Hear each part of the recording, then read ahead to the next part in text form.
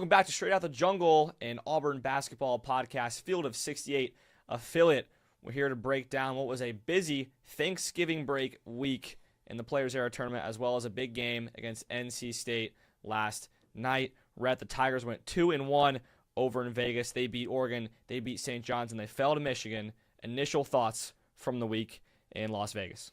Yeah, so my initial thoughts on Tuesday night after Auburn lost to Michigan were, holy cow, that was not pretty.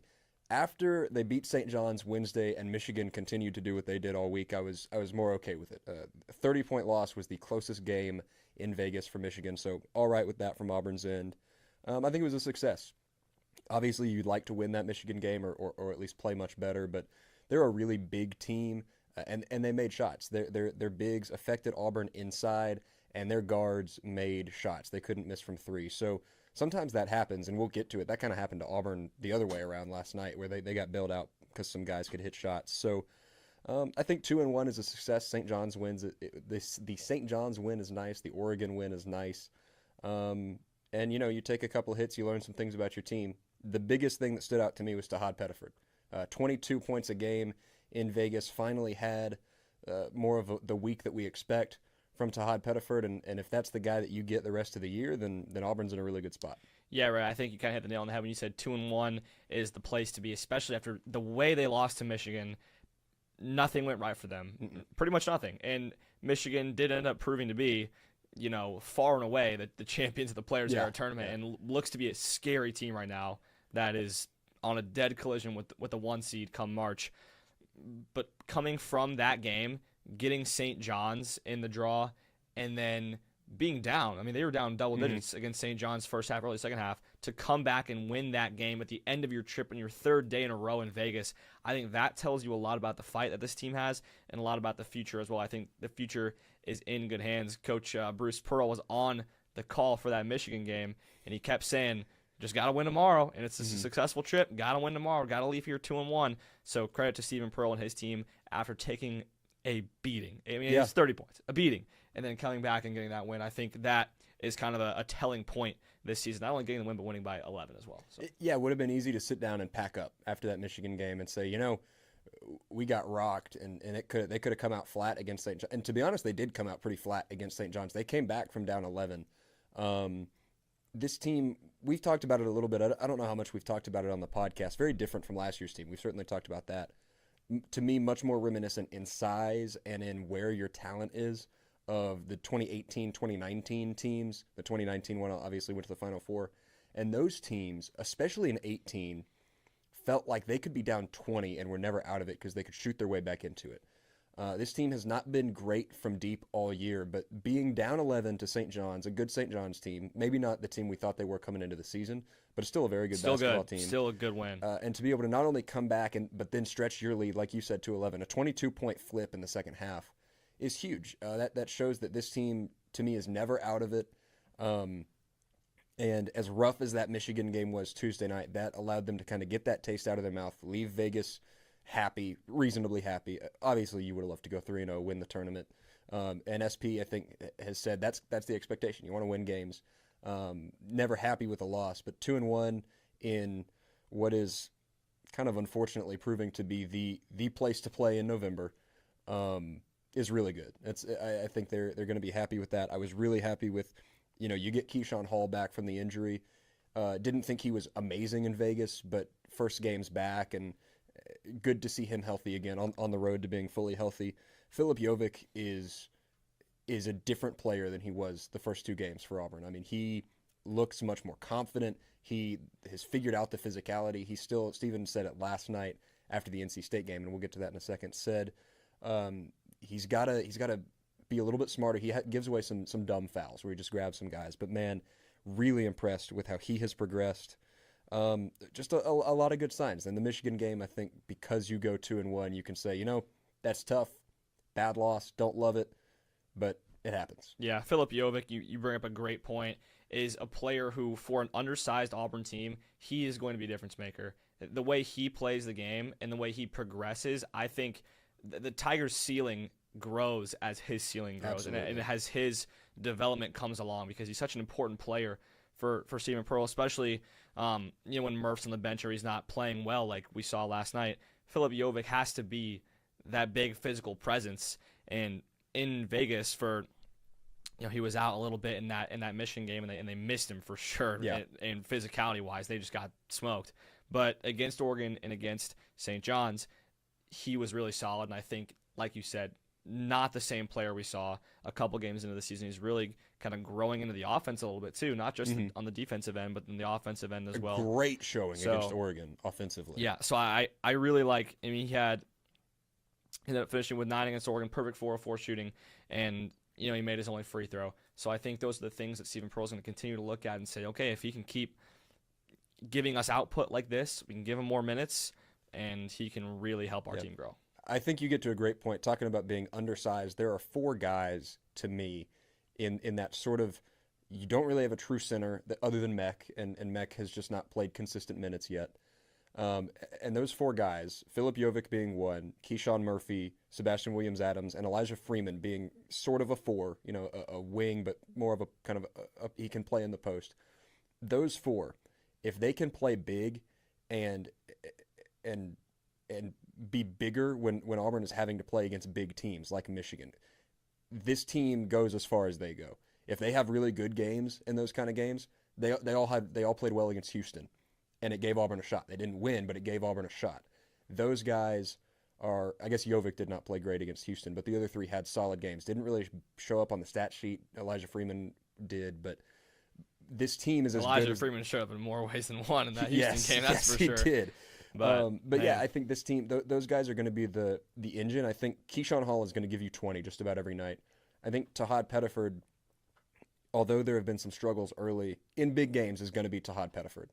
I think those guys down low are really gonna matter for this team. And of course, I'm saying that after a night where you beat NC State without any of them having awesome games. Freeman was fine. Murph had, I thought, his first kind of bad game of the year. Sway was really good, but not crazy on the stat sheet. Same with Jovic. Auburn got bailed out last night. I kind of want to go ahead and get to that. Yeah, we talk about that. We can move past Vegas and get to the game. Last night, it was the SEC ACC Challenge. The Tigers beat NC State 83-73. It was a win that clinched it for the SEC. So big ups for the conference. But it was a game in which the Tigers won ugly. And boy, Stephen Pearl was not pleased after it. And I can't say that many of the players were either. Yeah, SP told us at his introductory press conference that this offense was going to play free and that defense was where he wanted to lock in. And his press conference last night, you would not have thought that was the idea. This team had 20 turnovers, gave up 22 points off turnovers to NC State, and really only won the game because Kevin Overton and Keyshawn Hall played out of their minds on offense. Combined for 57 points. That was the only... Auburn got bailed out by 2 really great veteran players playing perfect games. You cannot turn the ball over 20 times and expect to win. And Will Wade for NC State in the press conference kind of said that. He was like, I thought we did just about everything right tonight. Didn't hit some shots, and still you look up and 2 guys just had great games.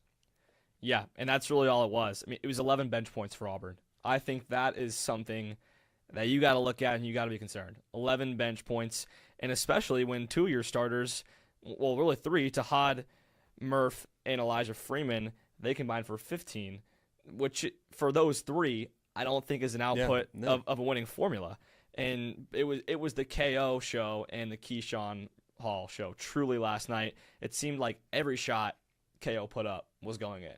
And he was making some deep threes as well. 6 of 9 from deep. I think we're kind of seeing him turn into a better shooter that we knew he could be coming over from Tech. The first few games of the season, he was pretty hot and cold, I would say, shooting. You could tell there was more so cold. There was confidence in the shot, which was a good thing. And they just weren't dropping it. And now the floodgates kind of open. We see him drop, also make 7 free throws, and it's just a bucket. And he told us last night on his first shot of the game was, he 3 or 4 times bailed out really bad offensive possessions by hitting a tough 3 or drawing a foul. And the first one came on Auburn's first made basket of the game, where he hit a really tough step back 3.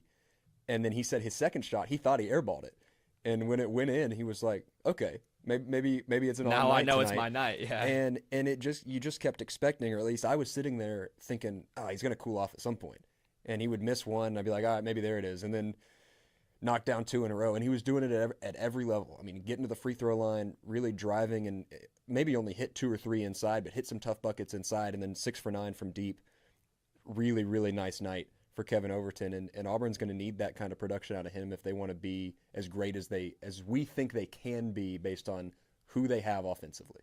Yeah, and the offensive effort was special, but something I think was even better last night was the defensive effort. NC State, top 10 Ken Palm offensive efficiency team, and I believe it's the second one that Auburn's faced this year, and to hold them to 73 points on it, and their guards just, they couldn't shoot, really. They really couldn't shoot, and it was in part because shots were heavily contested, and they also just weren't falling, and that's something Will Wade talked about in his presser. Yeah, and doing that on a night where you give up 20 turnovers and give up, Auburn had 13 first half turnovers leading to 20 NC State points. I was surprised when Stephen Pearl told us he was not concerned with the transition defense. Thought they played pretty well. I disagree, but he's the head coach, so I'm gonna go with him there.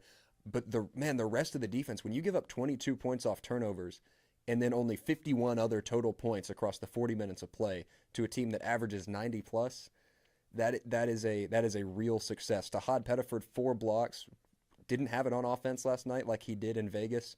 Stephen Pearl said, I don't know what we have to do if we got to put him in an uncomfortable hotel bed or feed him crappy hotel food. That's not the verbiage that Stephen Pearl used. But what do we do to get Tahad to play to this level at home?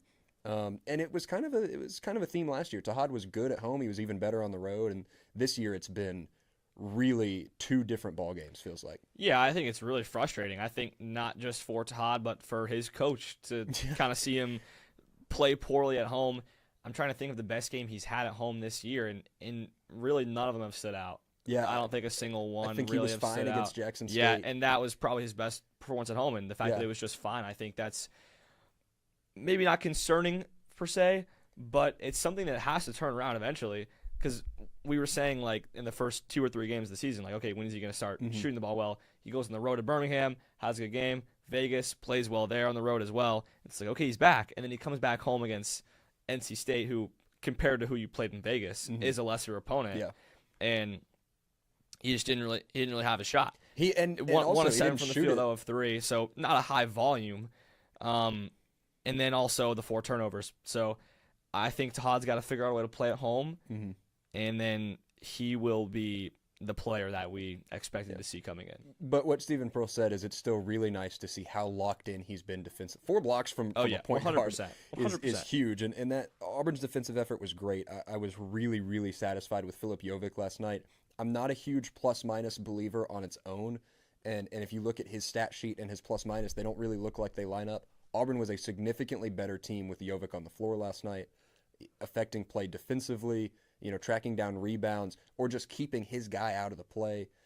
He was great. And then Sebastian Williams-Adams had some really beautiful plays in transition. He gives 100%, and that is, to me, the biggest thing that you can do as a freshman is no matter how high the level of play is, no matter how out of your depth you might be sometimes coming in as a freshman and playing big, important basketball, he is 100% effort, 100% locked in on what the play is all the time, and that, to me, is why he has been Auburn's standout freshman to this point. Yeah, for sure. I mean, it's like you said, it's the effort. I think it's the effort that just kind of puts him over the hump from other players, and he's consistent, right? I think that's one of the things that you see freshmen, they get streaky, and he's just a consistent effort. He's not going to give you 20 a night, but he's going to be consistent, I think, and he just has been that presence. Every time he comes in, I feel like the Tigers get a little more physical, too. And I think that's a super underrated part of his game. He comes in, and he sort of flips the switch with the other 4 on the floor, and they're able to wall up. I know Steven talked about being able to wall up a lot last night after his post-game press conference, but he's been an X factor for me defensively. He and Elijah Freeman are some kind of dog guy, and Keyshawn Murphy is too. Murph last night didn't have it. He's had some really great games for Auburn this year. He's been another one that's been more quiet statistically than I think we thought he would be, but has still provided good minutes. And to be fair, not to point out Murph exclusively because a lot of guys didn't have it last night. I would say 4 guys did. Jovic was great. I thought Sway was really good. And then obviously Key and KO for the games they had. Other than that, Auburn has some questions going into a really tough game against Arizona. The number one for me, and I want to hear what you have to say about this, I have not been impressed with Caden Magwood yet. And I really want to see a great game from Caden Magwood. He hit a really nice transition pull-up jumper last night, but that was kind of the only action he saw. He feels like he's a little bit overwhelmed right now. Yeah, I think Caden Magwood is probably a player who defensively has not come along yet enough for Stephen Pearl to play him more than the 8 minutes he got last night. And he is an offensive focused player. And when the offense isn't there and the defense also isn't there, there's really no argument to have you in the game. And it sucks because Caden Magwood is a player who I think can be really good. He's shown flashes offensively. We know how good his shot is. He hasn't gotten it to fall. I mean, he only took one shot last night and made it. But I think there's just more that needs to be seen from him, and that's the thing. It's hard to see more from him when you can't justify giving him more minutes. And there was one possession where he probably dribbled the ball for 20 seconds, and then turned it over. Yeah. I think that's something right there. And you only have limited minutes. If you do something like that, it's like you got to pull it you after that. He just, to me, doesn't feel confident on the ball yet. And if you compare that to Sway, freshman. Not as big. I think going into the season, at least my expectation was Magwood was going to be the better freshman of those two. Sway looks confident. He looks like he knows what he wants to do. And some of that is just going to be Sway had 2 really great games to start the year. That makes it a lot easier, and Magwood hasn't had that yet. So I think when he gets a game or two or even a possession or two that he strings together and looks really good, we're going to see what he can be. There's a reason he was as good a recruit as he was. We just haven't quite seen that yet. And I think that's a question, that backup point guard spot or even just secondary ball handler. When Tahad Pettiford's not on the floor, who do you have bringing it up? Kevin Overton, Keyshawn Hall. Sway has moved the ball really well. He cannot be your point guard, probably. We'll see. We don't know. I mean, he could be special. But this team has to figure something out with a secondary ball handler that can also move the ball well. And I think that's right now the biggest question on this team. Yeah, I don't disagree with you, right? I think it's something that Auburn has to look at, and that's the next step sort of in this progression of this team. And then there's one thing I wanted to point out that I'm just now kind of noticing from the game last night. It's the minutes rotation of Elijah Freeman, Keyshawn Murphy, Sebastian Williams-Adams, and Philip Jovic. So Keyshawn Murphy did not have a great game, so I think it was totally fair that Philip Jovic played way more minutes than him. Elijah Freeman, I felt, did not have a terrible game last night. He didn't really shoot a high volume, but he had 5 boards, 6 points, made both of his free throws, 2 of 3 from the field. That's a player who I think should probably be getting more minutes than 18. In my opinion, I think he can be an impact player. We've seen it already this year. He's had a couple takeover games. Yeah. I would like to see more of him. I'd like to see him not force a shot, but find those shots and taking them, because I think there were a number of times where he was open for a wing 3 and he passed it up to keep the possession going, which that's fundamentally sound. But I think he's a guy that can start to make those shots and turn into another really big threat for Auburn. What do you think about that minutes rotation the way it happened last night, Rhett? Yeah, obviously we're not in Coach Pearl's ear, or more correctly, I guess he's not in ours. We don't listen in on what's happening in the huddle. My assumption would be Auburn was just better last night when Jovic and Sway were on the floor, and so you're keeping those two on. Sway's a little bit better of a ball hand, at least seems to be a smarter ball handler right now than Elijah Freeman, I would argue. But no, I think that's a really good point. I thought he had a fine game. Again, didn't stand out on the stat sheet other than 5 rebounds in 18 minutes. That's good rebounding. 2 blocks is really nice. But yeah, just the 2 made baskets. One of them a really nice dunk when he got downhill and gets some space. He's a freak athlete, and when he has some room, he can make some things happen. I honestly don't have a serious explanation for last night other than just that Sway and Jovic were playing better basketball, and it would be a hard rotation. The only other starter that you could argue make space for him is Tahad, and you feel like you need Tahad on the floor for ball handling, for shot making, even when it's not coming. Even when he's turning it over 4 times. Right. Yeah. Right. I mean, and that shows the trust that this team Yeah. and this coaching staff has in how good Tahad Pettiford can be, and we've all seen it. And I think that question, the question of secondary ball handling, really matters. You get number 2 Arizona at Arizona on Saturday. How do you stop Koa Pete and Jaden Bradley? Well, you don't really, but I think this is the toughest test so far for the Tigers this year. If it wasn't Michigan, if it doesn't prove to be Michigan, because I think they could end up being the number 1 team in the nation. But Arizona, now the number 2 team in the nation, this will be a bigger test, in my opinion, than the Houston game in Birmingham. Yeah, on the road. It's a true road game against a team that's probably better, in my opinion, Arizona than Houston. And just, yeah, you mentioned some guys like Koa Pete who are just playing out of their minds right now.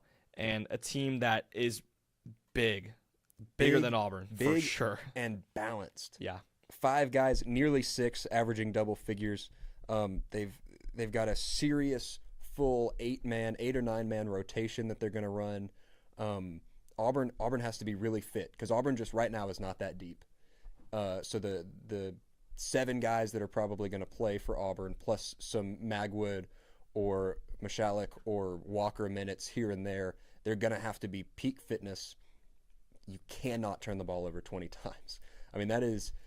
You'll lose by 30, like you did against Michigan if you turn it over 20 times. Last night, Matthew Wallace, who Auburn Villager, pointed out NC State only forces 13 turnovers a game.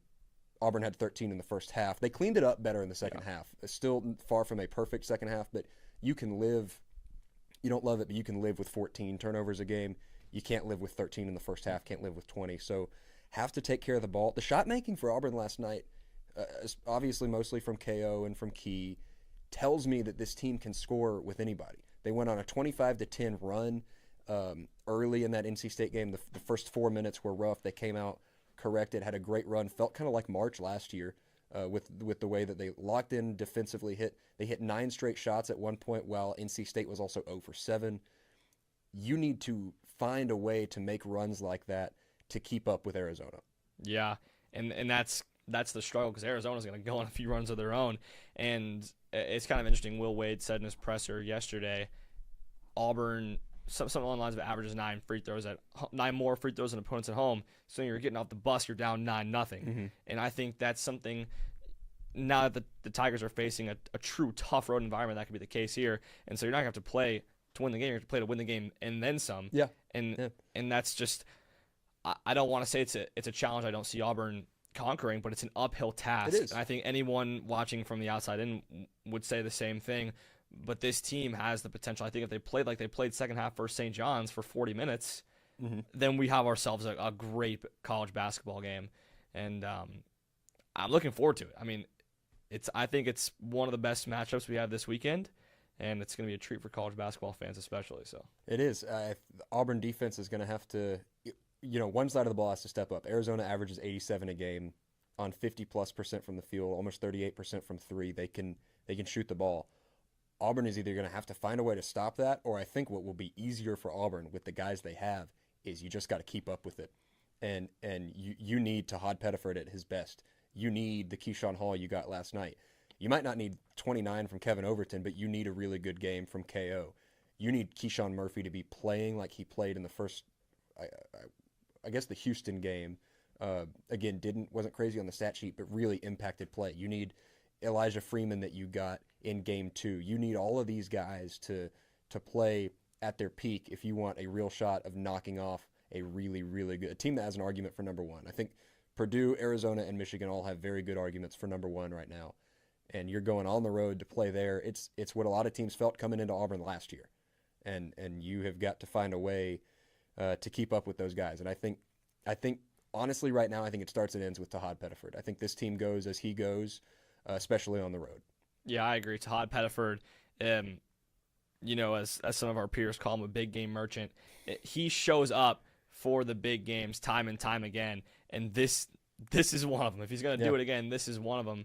So I think we see Tahad Pettiford really, really take it over. That's going to be the key to Auburn trying to come away with a win. And yeah, you nailed it, Rhett. It's got to be Tahad, because if he plays like he's been playing at home, I don't give the Tigers much of a chance here.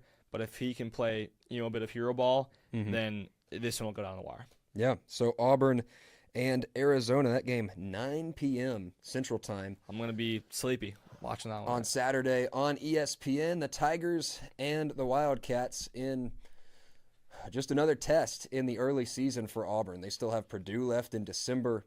We'll be back at some point. It's finals week next week. Should have one more episode before the break, and then we'll try to do what we can from home. But that's it for